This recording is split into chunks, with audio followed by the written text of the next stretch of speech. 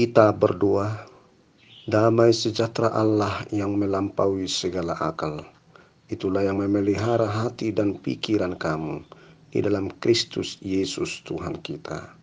Amin. Saudara-saudaraku yang dikasihi oleh Tuhan kita Yesus Kristus, pada hari ini, hari Jumat 11 November 2022, kita akan disapa oleh firman Tuhan yang tertulis di dalam 1 Petrus 1 ayat 25. Demikian firman Tuhan.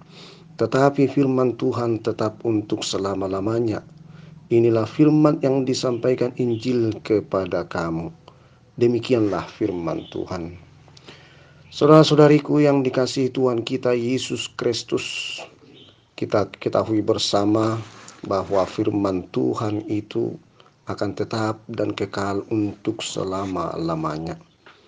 Kalau kita melihat yang tertulis di dalam 2 Timotius 3 ayat 16, di mana dikatakan di sana, firman Tuhan itu adalah segala tulisan yang diilhamkan dan berfungsi untuk mengajar, menyatakan kesalahan, dan memperbaiki kelakuan, dan juga mendidik dalam kebenaran. Tidak hanya itu saudara, dalam firman Tuhan di dalam Ibrani pasal 4 ayat 12 dikatakan bahwa firman Tuhan itu hidup dan kuat, bahkan lebih tajam dari pedang bermata dua, bahkan menusuk sampai ke jiwa dan roh. Dari ayat yang kita baca tadi atau kita dengar, kita semakin yakin dan percaya bahwa firman Tuhan itu akan tetap dan kekal untuk selama-lamanya. Dalam nats ini kita menjumpai bahwasanya dikatakan segala sesuatu akan berlalu. Digambarkan di sini segala sesuatu akan berlalu, yaitu seperti yang digambarkan seperti rumput. Hidup itu digambarkan seperti rumput akan berlalu, dan juga hidup itu digambarkan seperti kemuliaan seperti bunga rumput, dan juga rumput akan menjadi kering dan bunga-bunga akan menjadi gugur.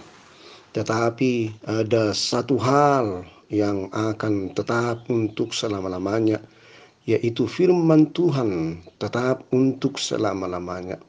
Itulah yang kita yakini dan percayai, bahwa firman Tuhan itu tetap bekerja dan tetap kita hidupi di dalam aktivitas kita sehari-hari. Untuk itulah kita senantiasa akan bekerja, kita senantiasa akan melaksanakan hidup kita di dunia ini berdasarkan dengan firman Tuhan.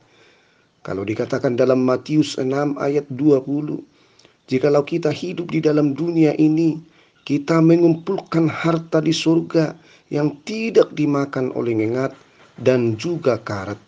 Kita mengumpulkan harta di surga yang berguna dan yang mampu kita hidupi dalam keyakinan dan kepercayaan kita, sehingga kita tidak menjadi di dunia ini, kita tidak dapat berbuat apa-apa di dunia ini selain kita berdasar kepada firman Tuhan yang kekal untuk selama-lamanya.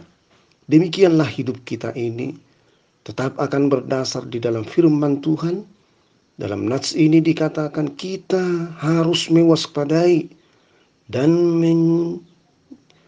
melakukan hidup kita ini dengan menyucikan, dengan menghidupi, dan dengan